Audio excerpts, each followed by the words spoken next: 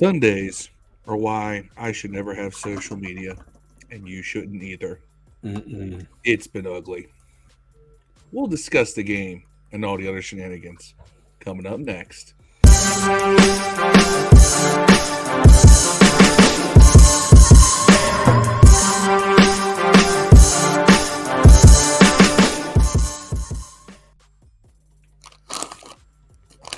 Well, nothing seems to be going right for us lately.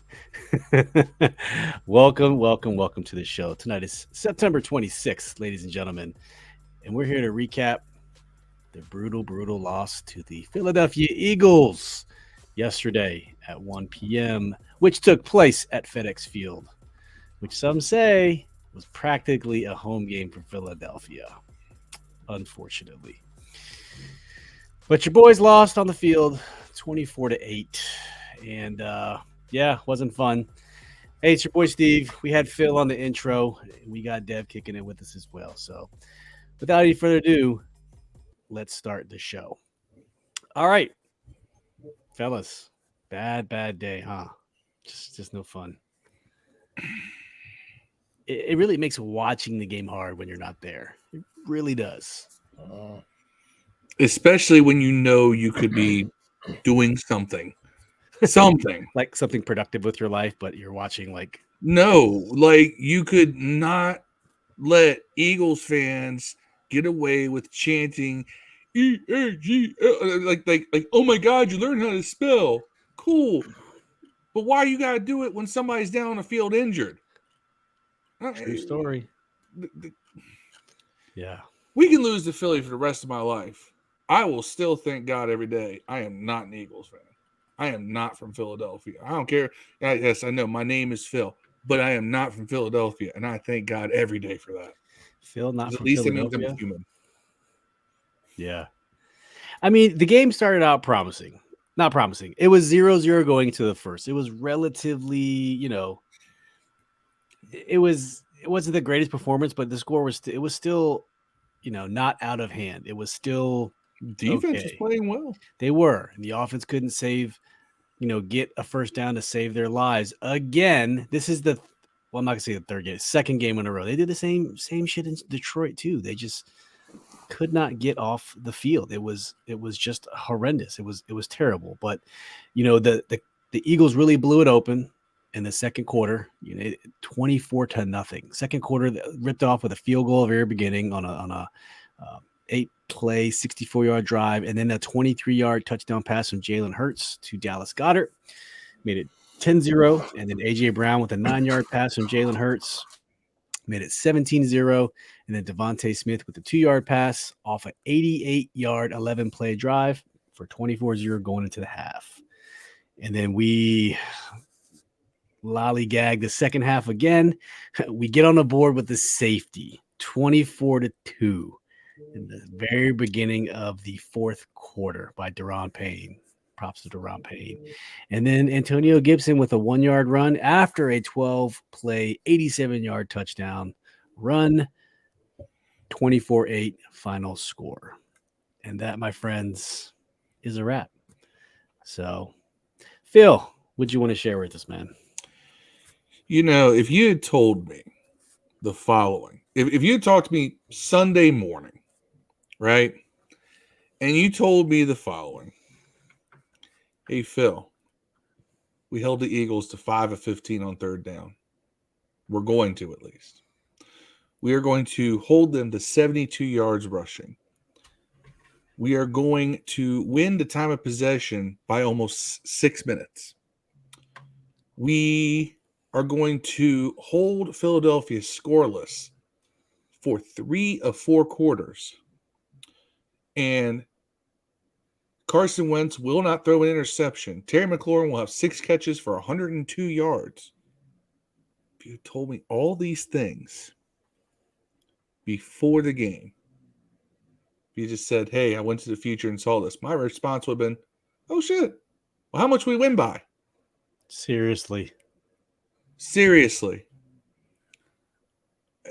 This was the weirdest ass kicking I think that has ever happened in the history of football.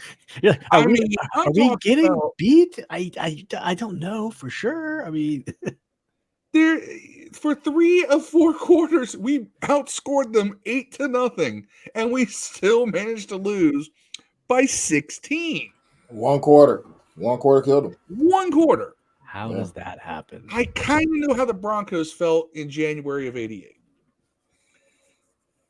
Nonetheless, for those of you who are actual fans, you know what I'm referring to. 42-10 final score. Yeah. But we scored in the fourth quarter of that game. I truly am having a hard time grasping everything about that. I watched Jalen Hurts not impress me. I know a lot of people say they'll throw the stats up. But watch him play. It's a lot of 50-50 balls. He's just throwing it up. Our guys just didn't get around and defend enough passes. I'm going to take St. Juice out of that. St. Juice had a couple of pass defenses. He was there. We'll get to him later. I'm trying to just wrap my brain around how you can have a defensive. Realistically, 3 of those 4 quarters is the best defensive performance we've probably seen all year. All right. No turnovers. That's an issue. But you hold them to no points. You hold them to 5 of 15 on third down. You take a team that is everybody talking about how they were going to gash us in the run, and we held them to 72 yards. Yeah. Jalen Hurts ran 9 times for 20 yards. Who was, I want to say they were top 5 in rushing so far coming out of the year. So they're a run team. Yeah. Yeah.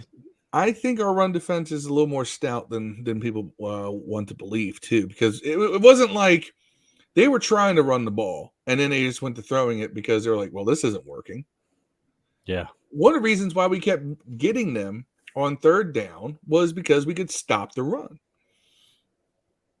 So, Jamin Davis, if you told me Jamin Davis had 2 sacks, I'll be like, oh, hell yeah, we must have won this game. Wrong. Jamin Davis is now like 6th in the NFL in sacks. Why? That's awesome. Maybe we need to start kind of, rethinking some things here. Take away that second quarter, and this was a pretty damn masterful defensive game called by Del Rio. I know we criticize him. There was definitely more aggression in this game.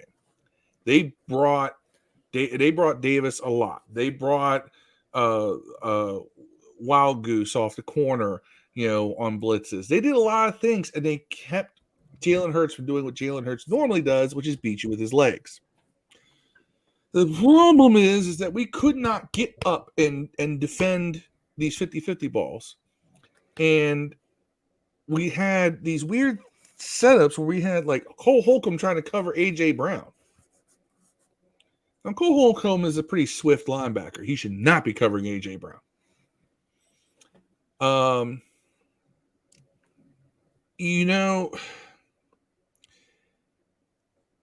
does Kendall Fuller manage to get himself in position to get mossed at least once a game? He's there. Yeah. I mean, A.J. Brown caught a ball. I think it was A.J. Brown. It might have been Devontae Smith. One of them caught a ball. His hand was on the ball.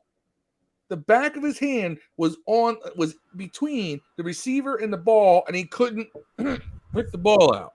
One of those catches was incomplete if y'all threw a flag, though. Yeah. And honestly, that flag was out before the snap. It was not on the ground before the snap, and that's referee discretion. So, chalk another one up to referees doing things to us. But nonetheless, we held them to a field goal on that drive. All right, that's bend but don't break. Yeah. Well, if our offense could have done anything, if they could have sustained any drives, maybe gotten a field goal or something somewhere in that first half, I don't think Philly scores 24 points. And it's funny because that's the inverse. So last week we were talking about, listen, if the defense they didn't have to play They didn't have to play good. If the defense was just average, we would have been in last week's game. This week, I feel that was the polar opposite. If the offense was just had even the slightest hint of life in the first half, this game could have been a completely different outcome. But very much, and that's why I'm not like jumping to fire anybody, because it's like I see it there. We saw a different defensive game plan. We saw there was some significant effectiveness and improvement, except for that one quarter. right. But that one quarter, the defense been on the field over and over and over again. We couldn't get a first down. We were just 3 and out in the entire first half. Your defense is going to get gassed, and they're going to give up big plays. And you got to keep these things in mind. And people are not being rational about this. I do not blame this loss on Jack Del Rio. I blame this one on Scott Turner. Yeah, I agree. Last week, I think it was flip-flop for me. Yeah. Well, I blame it on the offensive line. I don't know what y'all was watching. I blame it on the offensive line. I have no idea what y'all are watching, man. I don't know what plays you could have drawn up for 3 offensive linemen to get their ass whooped every play. Like, I felt like Wes Schweitzer was he was every snap seemed low. Every one of them seemed like center. He's not. I get it. You know what I'm saying? And then you got what's his name? Who played the left guard from Pittsburgh? What's his name? Trey Norwell came from Carolina. No, I'm talking about the right guard. Trey Turner, Cosme from Texas. Trey Turner. Cosme's the right tackle. Yeah, Trey Turner is garbage. And then Cosme got beat like he owed somebody money. He did. Like it's like a horrible situation. And I know everybody's mad at Wentz. Wentz also on about 2 of them 10 or 11 sacks. He held the ball too long. He did. But who can blame him? Who can blame him, man? Like for looking around, being skittish, or getting the ball too early, which he did that sometimes too. He didn't go through his progressions. He was scared to get sacked, man. I mean, that's insane. But I kind of agree with Scott Turner. He should have ran the ball more. It really wasn't like they were stopping the run. It's just that we didn't, and we gave up on it because we thought 24-0 we had to keep passing. We didn't think that we're not going to play good for 3 more quarters. Like the rest of the game was like they just didn't. It's like they didn't show up. And I mean, Hurst didn't even play well. Like, think about it, man. Hurst didn't play bad. He played well. But 3 of those catches were like crazy. Sometimes you got to tip your hat, bro. Like, Fuller, sometimes you just got to tip your hat. It's way better to see that happen than to see what we've seen the first 2 games where motherfuckers is running wide the fuck open. You know, so obviously they at least communicated, they were guarded. He made at least 2 of those. He made hell of a catches, and one he was out of bounds. They didn't review. So it was still a good catch, but it was out of bounds. They didn't review. So you take those away, who knows what would have happened, man? Like, honestly, there was nothing else they did that was like, oh my God, no one can stop that. I'm not angry at all after the game. I watched it. I'm like, you think about, we play the game, no Chase Young, no Robinson, no slot corner or no starting corner. You know what I'm saying? 3 offensive linemen, 2 didn't play, and 1 was out of position. You know, I mean, I'm just saying, it's like, you should win, man. If you're a decent team, you should win. Yeah, been so widely. You look at the other games they played. The Lions played them. We played the Lions better than them, honestly. And then you look at the what's the other game they beat? Who they beat next? The Giants or something? Jacksonville. Yeah, we beat them. So it's I don't think the sky's falling, man. I don't think it was Wentz's fault.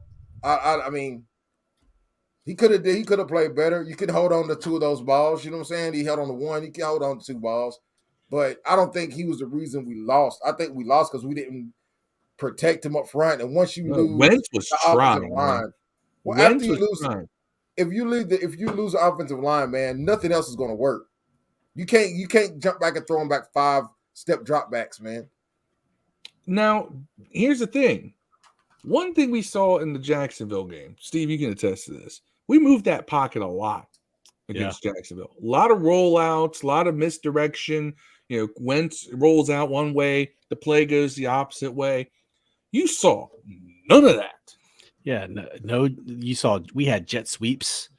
Like, I we had had all no. kinds The of first stuff. play we ran was a jet sweep against the last game, by the way, against the Eagles. But I haven't seen any of that offense from the first week. I haven't seen any of No. that. Sanders or Samuel's in the backfield, motioning to running back. I've seen it a few times, but I ain't We seen saw him against just Detroit. Yeah, a little bit. But I'm I saying saw one play yesterday. we saw a bunch of times they didn't give him the ball, just play action in it to him like a real running back. Now we just see jet sweeps and tosses out the backfield. We ain't seen him lined up in the backfield like a running back. We ain't seen him do that yet. Right. I ain't seen Gibson run out split wide at receiver since that game. I haven't seen. Yeah, there any was of that. one play yesterday where Gibson was a split out. Samuel started on the outside and ended up lining up in the backfield. And they give him the ball. He gets stuff for like -2, but that was the only thing I saw. But so let's move on. Overreaction Monday. This is Monday morning. We're mourning the loss of our team. Let's go into Overreaction Monday. So, Phil, since you gave the big split, Dev, let's start with you, man. What's your overreaction for today? Our line stinks. That might not be an overreaction. That might be an underreaction. Like they are like wild hickory nuts, man. They are horribly smelled, if you would. It smelled like our defense smelled like a cave woman's vagina. Ooh. Imagine how that must have smelled. That's how our defense smelled. That's rough. Like a caveman chick's for JJ. That is rough. You know they have Summer's Eve in the caveman days, bro. That's how our defense smelled. Okay. I would keep going till you move on. No, that's fair. All right, Phil, go ahead. It's overreaction, man. It don't have to be true. That's why my overreaction is this a big chunk of this fan base does not deserve to see success. A lot of these guys, you want to keep that no Summer's Eve in the caveman days. A lot of these guys keeping some Massengill energy around here. Ooh. Really, really, really. Shout out to Massengill, keeping those cooters funky fresh for about 50 years, man. Yeah, well, we can cut all this out, right? It's not just like some of these guys. Now, how you? Here's the thing, and I know this isn't the politically correct thing to say. No shit. I think How do you let Eagles fans feel that comfortable coming into your? See, I understand you gotta be a good host, right? You gotta be a good host, right? But you can't be such a good host that you make it appear okay for someone to visit your home, spread their cheeks, and take a shit on your rug. Wow. And that's what their fans did from the minute they showed up at the field. Wow. Preach. It was like the movie Ted. Is that a shit? He walks to the apartment. Is there a shit on the floor? It's like that dude. It's by the way, while we're on this subject, I want to let you guys know what I found this today. I just found this out today from a couple of people I know have been in prison told me about this. Then I Googled it and it's true. There is a gun they use in prison called a Glock Dookie. I'm not lying to you. Google a Glock Dookie. No, I'm not going to Google a Glock Dookie. All our loyal listeners, Google Glock Dookie when you have time. It is a legit homemade gun that fires Dookie. They got extended clips. That's one nigga had a beam on his Glock Dookie, bro. It's a gun they use in prison. I think we just found the promo clip. It has nothing to do with football. Dookie, everything to do with shit. Let's go. Oh, I need that laugh. That's what they'll call Heineke's arm if he gets to play a Glock Dookie. But you need to. Yes. Hey, yes. But no lie, bro. Yes. Glock Dookie. Look that up. Craziest thing ever. It's literally. I mean, it sprays like the Contra S, like the Contra gun. It's terrible. The spread. I can't imagine like people just. They got some filthy MacGyvers in prison, bro. You ever had a jail burrito? Best thing of all time. It's like the best burrito. This sounds like barbershop talk. Potatoes in it, noodles. It's like the best thing ever. If you ever go to jail, ask for a burrito. Tell him Dev sent you. He just says, code. We lost. Glock Dookie. Use my code JAILO. You get half off Oh, your first man. Glock Dookie. Phil, what's your overreaction? I already said this Oh, fan base, that's right. like, and then they get on Twitter and they say, and they get on Twitter, they get on Facebook and they say things like, "We should put Taylor Heineke in. He would have won this game." What in the world are you talking about? All Man, if right, they broke a 6'5", I 6'6" quarterback down, I what are you gonna do? question. Hold on, I called back. All right, so I have a side of my family that is Catholic, so I feel like that I can call upon that part of me and anoint that Taylor Heineke is the patron saint of sub mediocrity. He's below mediocre. All right. And some of these people just pray to that patron saint. All right. If you think Taylor Heineke should be the starting quarterback of this team, if you think that he would be an upgrade over Carson Wentz, you are sub mediocre. And your patron saint is Taylor Heineke. I have anointed him as such. AKA Glock Dookie arm. Glock Dookie. I don't want to ever hear Taylor Heineke. If we have to move on from Carson, it's for Sam Howell. Yep. It should never be for Taylor Heineke. Taylor Straight Heineke up. should only see the field because someone is hurt and we have no choice. And in which case, turn off your TV because we're going to lose. Yeah. The thing with Sam is it's a limited window, right? Because he wasn't a first round pick. We don't have the 5th-year option. So after this year, you're down to 3 years to see what you got with them. 3 years.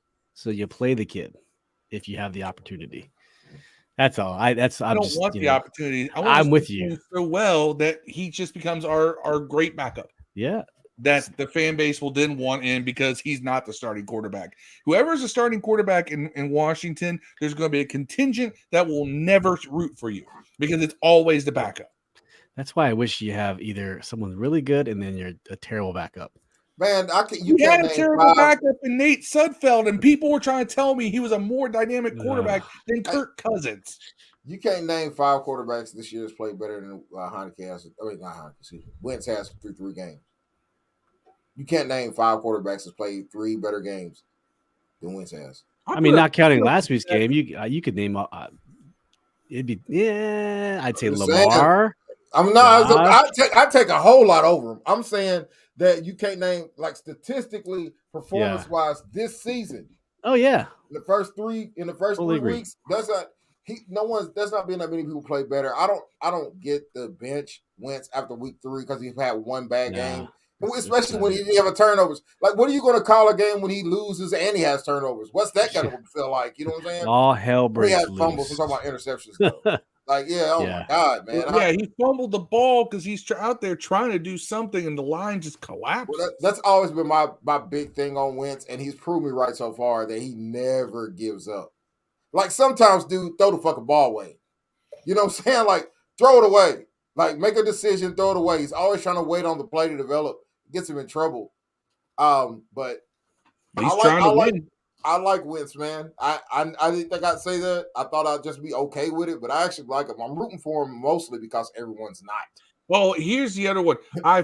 Here's from the land of people who want to shit on Wentz. Here's a couple of them. I heard that Wentz obviously has lost the offensive line because Heineke is more favored by the POCs on the team, and because of that, we should start Heineke instead because the black guys like him. I'm like, where are you getting this shit from? Where? Like, people make up the most insane shit. Like, I don't know anywhere in the world where they sit in the boardroom and say, "Let's let this guy start because black guys like him." Maybe where they make like high fructose corn syrup. Maybe that's the place they do that at. But anywhere else, you know what I'm saying? Anywhere else, you know what I'm saying? They don't really give a fuck what black people like. You know what I'm saying? Even black people don't give a fuck what we like. So I know a whole team full of white people don't give a shit. That's as crazy as hell. The sentiment of it's weird. It's like the most insane arguments with zero, like not even zero proof, like negative proof. There's proof against your argument. All right. Yeah. Funny part is even Grant Paulson was on that tip. He's like, to all these people saying play Heineke, stop. Just stop. Stop right now. It's you know what? To be fair, that's their overreaction. We're doing it right now. They did it previously. That's why it's an overreaction. I just hope it's not actual Why am I opinion. overreacting more to the people who follow this team than the team itself after a Because 2048 they're more loss? interesting. That's why. Yeah. Yep. They're I not mean, interesting. They piss me off. I yeah. mean, it got to the point where like I'm talking to this dude and he is just being so soft. And he's like, "Well, I hold season tickets. I go to every game." I said, "Good for They're called you. trolls for a What reason. did you do? What did you do besides showing up to make an Eagles fan feel less welcome? Did you tell him, hey, your quarterback sucks? I hope that railing falls on him again. Did you do something? Or did you just sit there from the minute kickoff happened with your thumb up your ass?" See, There's the problem too is many of those. if you do shit like that and then they trounce you, then it's just like, I don't care. You you go know what I down mean? fighting. Carson Wentz kept fighting. It's like, Dev, do you talk shit at every Madden game you play, no matter what? For sure. Especially if I'm winning. Yeah. If I'm Yeah, but winning, what happens when you lose though? You shut up? I play again until I win. Nah. I don't ever lose. That's the answer to that, actually. Like, what's the test of me? Pyrex Gods on Series X. I kick ass for free. This is a charity ass whooping. They call me the can man on Madden. Any man can get it. African, Jamaican. All of them can get it, dog. Any man can get Parker it. can. Yeah, Parker can. Rodney can. All of them got it, dog. They know how it is. All right. My overreaction, man, this is a tough one. I mean, to me, if I had to go for overreaction, I would say the offense is falling apart. And, this is an overreaction. Do I feel that way? No. But after this game, of course, an immediate knee-jerk reaction is like, oh, the offense sucked.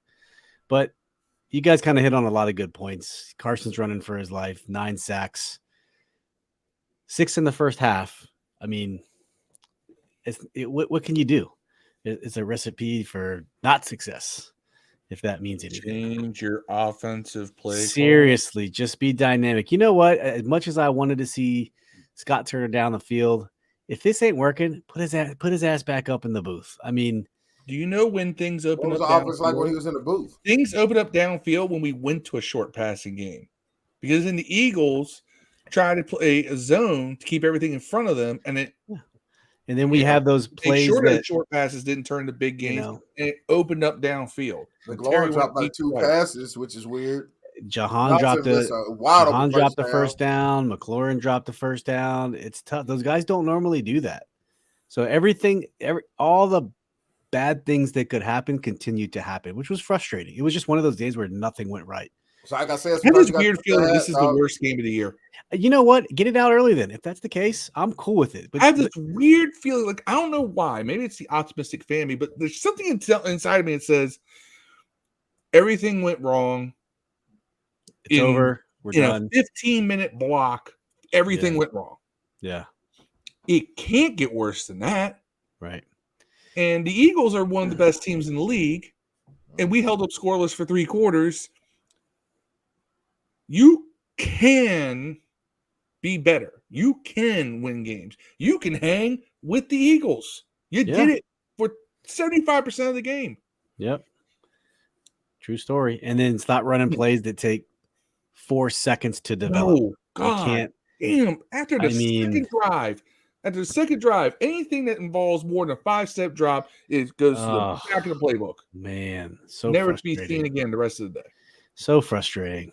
All right, well, let's go over to the good, bad, ugly, and great. I'm interested to see what you guys come up with for the good and the great. So, Phil, let's start with you. Good, bad, ugly, and great. The good, Terry McLaurin. 6 catches, over 100 yards.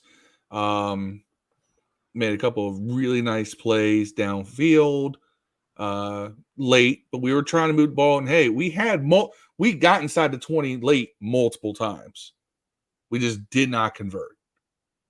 We could have made this a much more interesting game, which would have been fun to see. So, but we didn't. But nonetheless, Terry McLaurin, good. The bad, Scott Turner's inability to get off his game plan until halftime. All right, you should have the wherewithal to say, "Shit, this isn't working. Try something else." And you know what? I remember I think it was the second or third drive. Whenever we started getting a couple first downs, we rolled Wentz out the pocket. He hits McLaurin for 17, 19 yards on a beautiful sliding catch. We rolled him out, and I was like, keep doing that. Move that pocket. See what happens. You give Wentz that extra time. Yes, you're cutting off half the field, but you don't have to. His arm's strong enough. He can go back across the field if you need to. He can roll right and throw left. You can do these things. The ugly was the offensive line. As someone who is a lineman aficionado, and this falls back to Scott Turner too, because he didn't do anything to help this line. It was, we're going to line 5 up. 5 on 4. 5 on 4. Or we're going to do something like, we're going to have John Bates out there blocking a defensive end. Now, John Bates is a good blocking tight end, but he is not an offensive tackle. He got whipped like Chicken George. Don't treat him as such. Help out. You've got plenty of, use your tight ends. Keep one in the block. Don't make it the same guy every time. Yep. All right. Chip guys. Do something. There's so many different ways you can help out your offensive line. Run the ball. Especially if they're getting beat. That's the ugly. It's just the offensive line, and that correlates to Scott Turner's entire offensive game plan. The great, the combination of Jamin Davis and Deron Payne. Jamin had 2 sacks. Deron Payne had a safety. Jamin Davis, I remember, I said this last week. Jamin Davis needs to just be smashing in the gaps all day long. Something Cole's not very good at. He did that a lot more in this game, and it was effective. Deron Payne gets that safety, swallows up Boston Scott. Love it. Deron Payne knows he's in a contract year. Somebody's giving him a contract, us or someone else. But don't waste that kind of performance. And we wasted a good defensive performance. If our offense had just been average, this is a close game. But so the great, those two, Davis, Deron Payne. So did they ever say what was up with William Jackson? Is it his back? Is he going to be ready for next week? Or no idea. Man, I don't know about that young blood dude. What's his name? True Blood? Oh God, yeah, that's the other ugly Wild Goose. Yeah, Wild Goose. What an awful name to have. I like Wild Turkey. Wild Goose chasing everybody. I don't want to ever see him hit the field again. I don't know where Christian Holmes. Is Danny Johnson just really that bad, bro? I mean, he was practice squad for a reason, wasn't he? But man, every time I seen him play in the preseason, it seemed like he started that nickel in preseason, every preseason game. Yeah. You would think that he would definitely be ahead of True Blood, or what that is, True Goose, Wild Goose. Wild Goose. I don't know what I'm talking about. That guy. It seemed like he was way ahead of that guy. Well, I don't know. That's weird. Here's the thing. Where's the guy we traded for? Jackson. Or picked him on waivers. We got Christian Holmes. Yeah, where's he at? He played 6 What's snaps. the guy we picked up from the Green Bay Packers, or where we got him from? The other guy that cornered it in the waiver wire. He made the 53 the last day. I can't think of his name. I don't know. All I know is that Jackson tried to go and couldn't, which tells me that it's not so serious an injury. He should be back unless it doesn't heal. Did they not start the boy at safety? I mean, because I guess Curl was back. Did they not play? Forrest was there. Forrest, but I didn't see him in the starting lineup. I didn't see him with the when they had nickel out there. They had the 3 tackles. Wild Goose guy out there, but I was for sure. I don't know. It just seemed weird. I felt like he didn't play. He wasn't on the first 11 out on the field. But I'm saying in sub packages, I didn't even see him out there sometimes. Like they were alternating guys in and out. Because I mean, I saw Deron Payne come out on third down. I was like, what the hell? Yeah, I But see that was that the package they too. sent That's in. crazy as hell.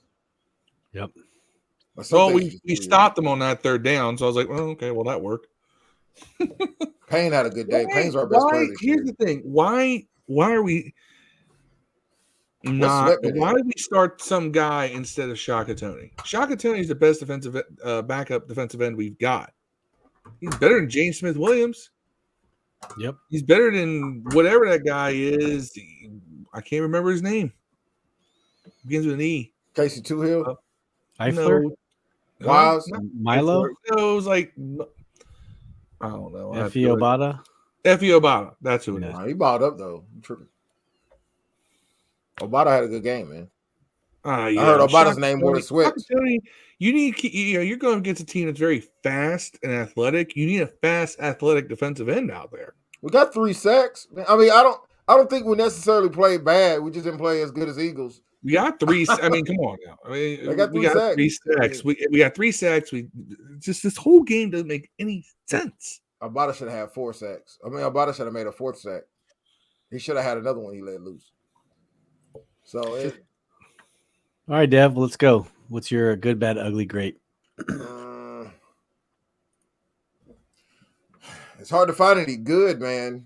Dig deep. Man, the good was our defense didn't look terrible for 3/4 of the game. And no one is, and, we have a lot of people out that we depend on to be there that aren't playing. So that's the good. I guess the bad would be same our defense. Well, the ugly was our offensive line, and the great was probably the ride home. Because did anybody else get hurt? Injury wise, let's see. I'll tell you. By the way, Lawrence for the Cowboys just went down with an ankle. I don't think he's coming back. So hopefully DeMarcus? at least a week. Yeah. Injuries for the Eagles. Hassan Reddick and Goddard left briefly, but their left guard Dickerson played. Trent Williams is also out with a ankle sprain for like 4 to 6 weeks. Yep, I saw that. No, I didn't see any major injuries. Now, I'm looking at the stat line for Dallas. They are putting like ass today. Man, like, Tony Pollard is the only thing keeping him going. Lamb is trash, bro. I mean, I don't think he's trash. I don't want to bloviate. He's not who he's been hyped to be. Man, dude, he just dropped another one. Hit him. Hands. Come on, bro.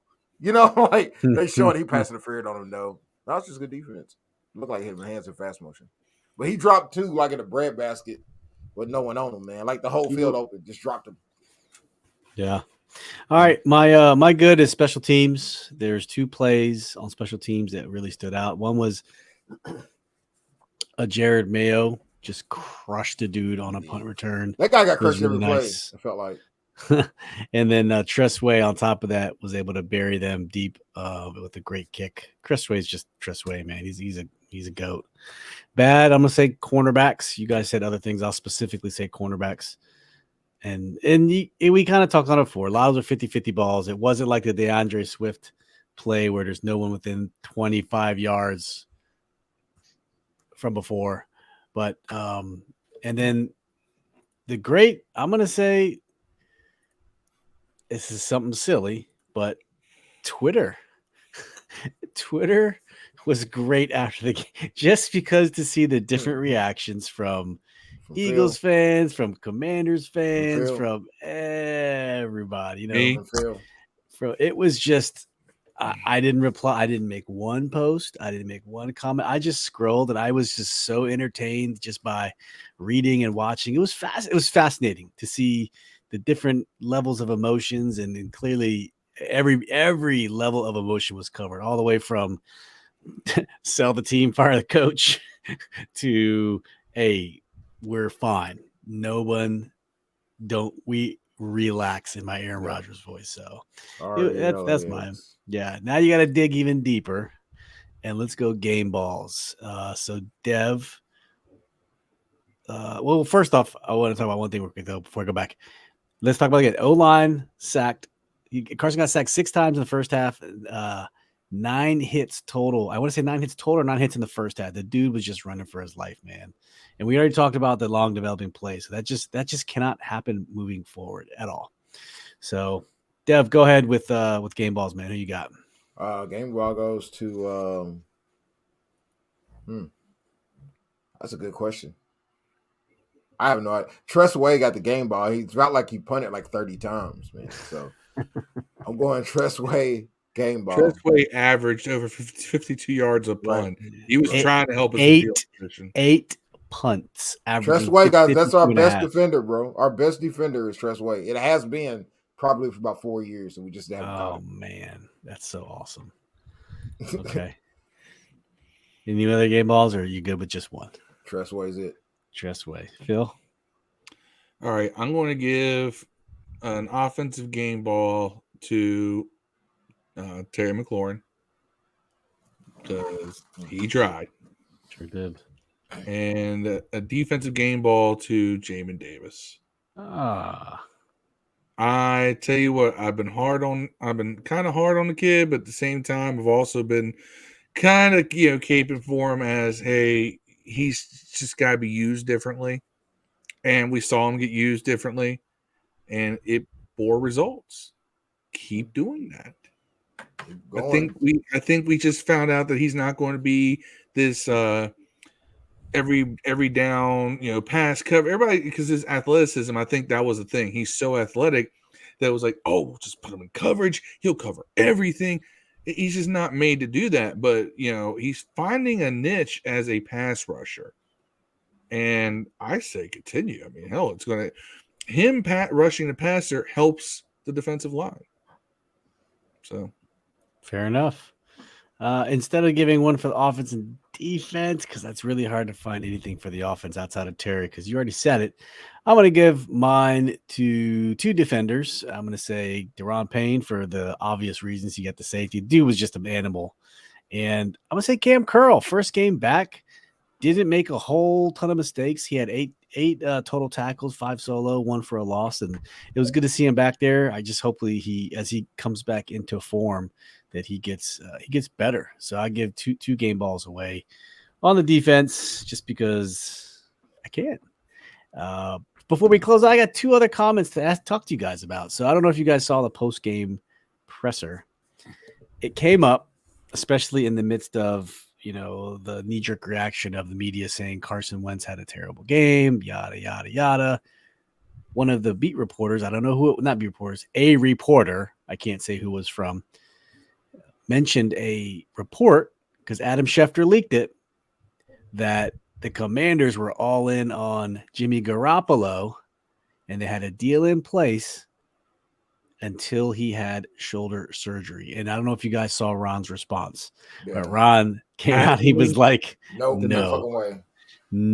that is incorrect. In fact, he's like, I'm pretty pissed off you brought it up. They're like, and they're pissed off because you brought that up, or no, the timing of it. Like, why did you, what's your guys' thoughts on that? Think there was any? They were definitely trying to go somewhere. He didn't want Wentz anyways type of deal. You know what they were trying to do. Yeah. You know what they were trying to do. Adam Schefter, ever since Ron pretty much all but called Adam Schefter a liar, you're going to see this from him. Adam Schefter's reporting on this team is no longer credible. Yeah. It no longer is, because now he's going to take any opportunity he can get to try and fuck with this franchise because Ron called him out. Took a shot at his credibility. And he lives and dies by his credibility. And here's the thing, Schefter is buddies with who? Bruce Allen. Shanahan. We know this from the investigation. Allen as Mr. Editor. Yeah. Yeah. All right. Pre-screen my posts. Anything that Adam Schefter says about this team is automatically invalid unless someone with credibility actually says it. Yep. It ain't him. I mean, it's hard to say which national media personnel actually has some credit. Maybe you can talk about the ones who used to work here that now are in the national level that might have their contacts still, and that's still not that many. Like maybe Diana Rossini, but she doesn't ever really report on this team anymore. Kimes, I mean, he's national, but he's still considered like a beat reporter. He's the beat reporter for the For team ESPN. for ESPN. Yeah, like he's kind of the most trusted source if you think about it. But I don't know. I mean, it just seemed kind of at least like level. Yeah. On what he does, I will usually at least take what Kimes says and give it actual consideration. I can't do it for somebody who I know is just little buddy with the devil. Yeah. Bruce Allen's the devil. Basically. Jay Gruden's little Nicky. Speaking of Jay Gruden, my last question to you guys. So Matt Paris on Twitter dropped a little nugget. I thought it was kind of cool, not really paying no mind to it, but in their first 32 games, Jay Gruden and Ron Rivera are both 13-19. First 32 games. So we're talking 2013, 2014 for Jay, and then for Ron, 2020, 2021 before the season started. Jay got an extension at that point, didn't he? Not after 2 years. No, he got it after the third year or fourth year, I think. Mm-hmm. But does that mean any? Is there any credence to comparing those numbers whatsoever? Because context matters with those numbers. I'm going to give you some real context here, okay? What Gruden was handed after he took over was the still remnants of a team that had won the division and was given somebody like D-Jax. He's given that whole team got hurt. That entire team got hurt. Hold on.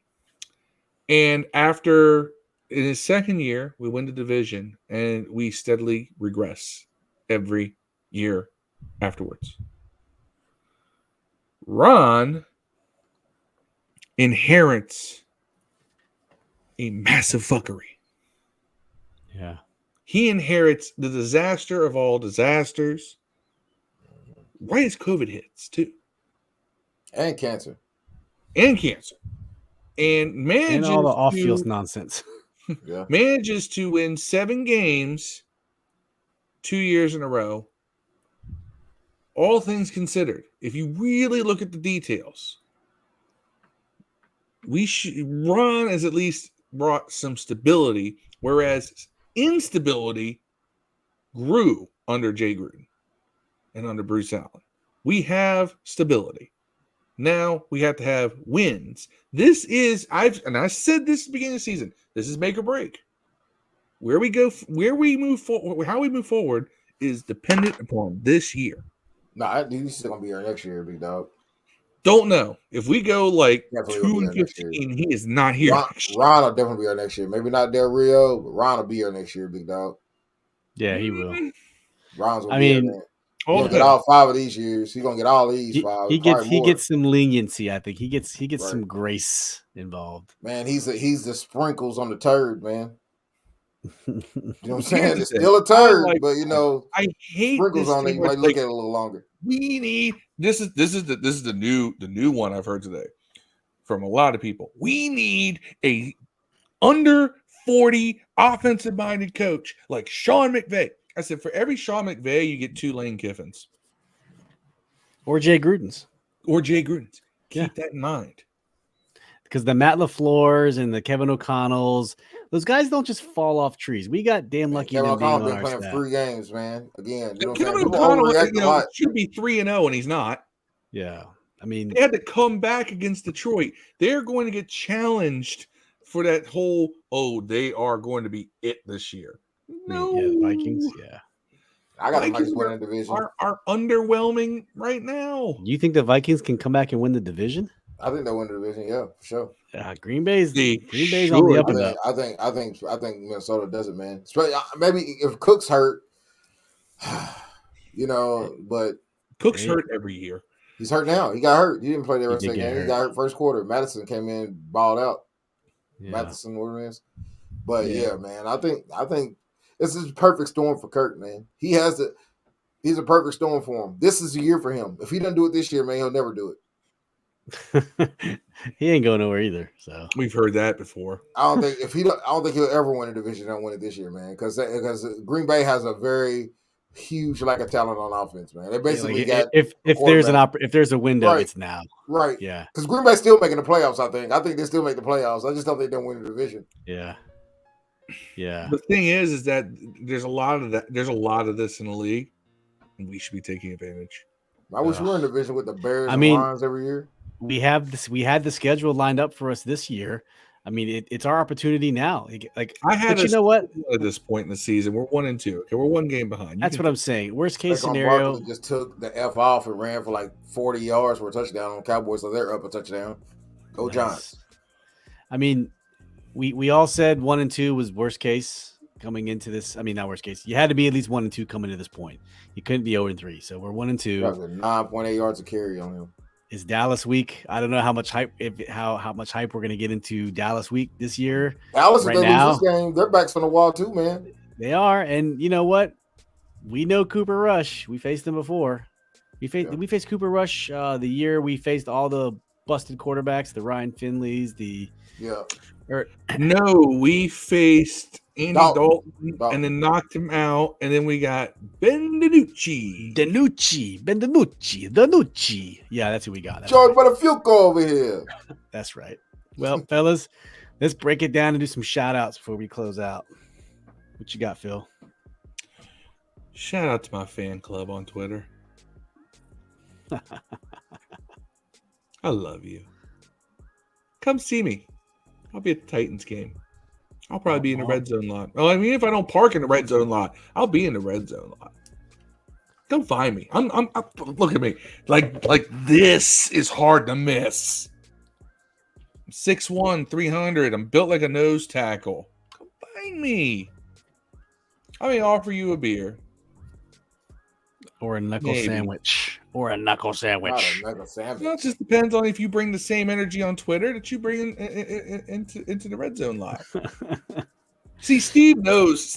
I get so like people think, oh, you just talk on Twitter. Steve, how was I at the Dallas game last year? Yeah, you were out there.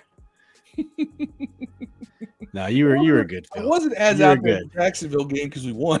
Yeah, that's true. I was just happy. Happy. That's true. But the Dallas game, I was what Steve didn't see because he was behind me is that I almost shoved a Dallas fan down three rows because he would not move for me to leave the row to get out of the stadium. And I was like, something about this team, man. Yeah, it's Dallas week. Here we go. Week. After this, we're on to Dallas. We are on to Dallas. So hopefully we'll see a lot of burgundy and gold down there.